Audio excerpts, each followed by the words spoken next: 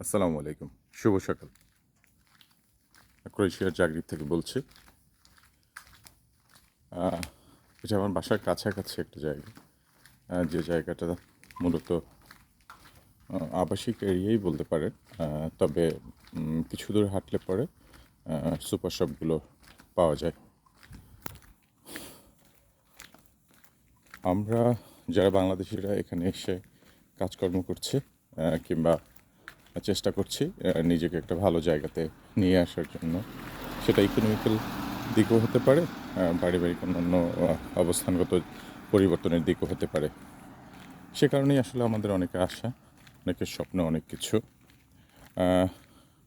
ইউরোপের দেশগুলোতে আসা এবং বিভিন্ন প্রেক্ষাপট নিয়ে আমি ধারাবাহিকভাবে কিছু পর্ব দেখাবো আপনাদেরকে।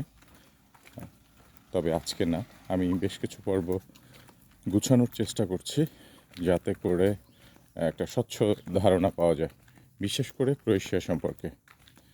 ক্রোয়েশিয়াতে যারা আসতে চাচ্ছেন, যারা কাজ করতে চাচ্ছেন, কিভাবে আসবেন, কিভাবে কাজ করবেন, বাংলাদেশ থেকে প্রসেসিংয়ের ওয়েটা কী, কত সময় লাগতে পারে, কত টাকা ব্যয় হতে পারে, সব কিছু সম্পর্কে আমি একটা ধারণা দেওয়ার চেষ্টা করব ধারাবাহিকভাবে।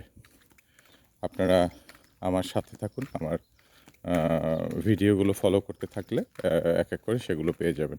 এবং এটা আমি খুব অল্প সময়ের মধ্যে ধারাবাহিকভাবে পর্বগুলো আপনাদের মাঝে শেয়ার করব। এটা আমার বাসার কাছের একটা মাঠ, যেটা আসলে আমরা অনেক সময় শুনে থাকি যে কিছু গ্রিন হাউস পদ্ধতিতে সবজি চাষ করা হয়। এখানেও সেরকম কিছু সবজি চাষ করার ব্যবস্থা আছে। এই মাঠে শুধুমাত্র ফসলই চাষ করা হয়। এই মুহূর্তে আসলে কোনো ফসল নেই।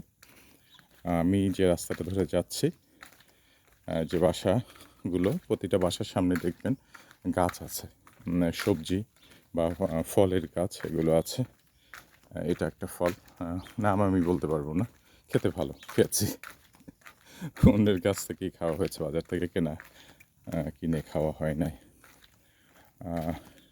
এটা হচ্ছে তিন ফল। দেখুন, প্রতিটা বাসার সামনে এরকম তিন ফল আছে। ওরা বাসার সামনে যে গাছগুলো আছে সেখানে যে ফল হয়, সে ফলগুলো খুব একটা খায় না। ওরা খুব গোলাপ ফুল ভালোবাসে। সবার বাসার সামনে কম বেশি গোলাপ ফুল গাছ আছে।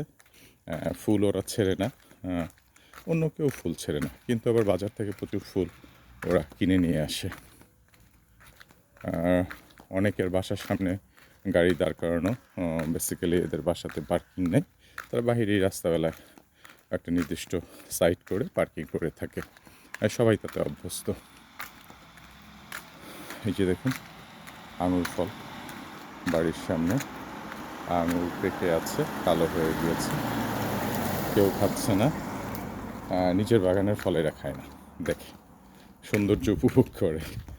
বিশেষ করে আমি ক্রোয়েশিয়ার কথা বলছি, আমি ইউরোপের অন্যান্য দেশ শুধুমাত্র অস্ট্রিয়াতে যাওয়ার সুযোগ হয়েছে খুব অল্প সময়ের জন্য, 2 দিনের জন্য, যার কারণে আসলে আমি সেখানকার সামাজিক অবস্থা বা অন্য কিছু খুব একটা ভালো করে জানতে পারিনি। ন্যাচারালি আমি খুব সকালবেলা উঠে গিয়েছি।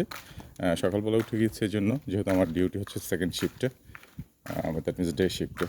শুরু হয় বেলা 1টা থেকে। এত সকালে আমার ওঠার কথা না, কিন্তু আমি উঠেছি। আমি একটু সুপার শপে যাব, টুকটাক কিছু কেনাকাটা করব। বাসায় রান্না করার মতো তেমন কিছু নাই। চিন্তা করলাম তার ফাঁকে সকালটা একটু আপনাদের সাথে শেয়ার করি, হয়তো কারো ভালো লাগতে পারে। আর যারা ইউরোপে আসতে চান, বিশেষ করে ক্রোয়েশিয়া আসতে চান, তাদের জন্য কিছু ইনফরমেশন নিয়ে আবারও বলছি যে অতি শীঘ্রই চলে আসছি আপনাদের সামনে। দেখুন বাসাগুলো কত নিট অ্যান্ড ক্লিন, সুন্দর।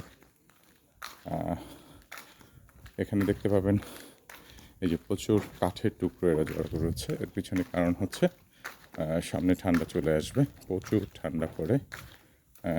হিটার তো ইউজ হয়, তারপরে এরা আলাদাভাবে কাঠ দিয়ে আগুন জ্বালিয়ে রাখে, যাতে করে আশপাশ, ঘরের রুম, সব কিছু পরিষ্কার পরিচ্ছন্ন থাকে। প্রতিটা মানুষের বাসার সামনে গোলাপ ফুল দেখাচ্ছে, অন্যান্য গাছের সাথেও। যেটা খুবই ভালো লাগার ব্যাপার। এবং মজার কারণ হচ্ছে গোলাপ ফুলের কালারগুলো এত বেশি লাল, সেটা ওয়েদারের কারণে হোক আর যে কারণেই হোক ভালো লাগে। এই যে এখানে আঙুর পেকে আসছে, কিছু পাকেনি, কিছু পাকবে। প্রতিটা গাছে এভাবে ফল ধরে আছে।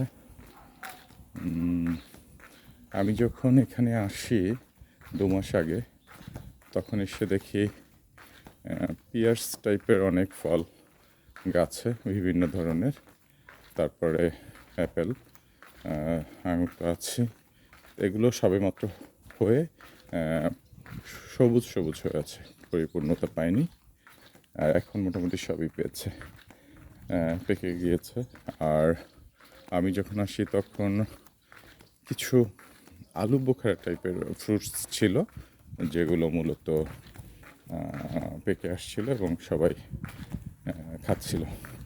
আমিও কিছু রাস্তার পাশ থেকে, কিছু গভর্নমেন্টের রোডের পাশ থেকে এইসব গাছ লাগানো আছে অনেক, সেখান থেকে আমিও কিছু ফল খেয়েছি। অনেক সুস্বাদু, ভালো লাগার মতো। গভর্নমেন্টে যে গাছগুলো লাগানো থাকে এগুলো দিয়ে যে কেউ অনায়াসে পেরে খেতে পারে, কেউ আসলে এটা নিয়ে কথা বলে না। এখানে একটা সবুজ আপেল গাছ, আপেলের সাইজ একটু ছোট, কিন্তু অসংখ্য আপেল এখানে হয়েছে, দেখতে অসাধারণ লাগছে। তো যাই হোক, আপনারা ভালো থাকবেন, সুস্থ থাকবেন। বিদেশে যাওয়ার পরিকল্পনা যারা করছেন, চিন্তা করবেন, সঠিক চিন্তা করবেন। এবং বিশেষ করে ইউরোপে যদি আসার কথা চিন্তা করেন, তাহলে আরও বিশেষ বিশেষ কিছু বিষয় আছে যেগুলো চিন্তা করে এখানে আসতে হবে। ভালো থাকবেন। শুভ সকাল। আল্লাহ হাফেজ।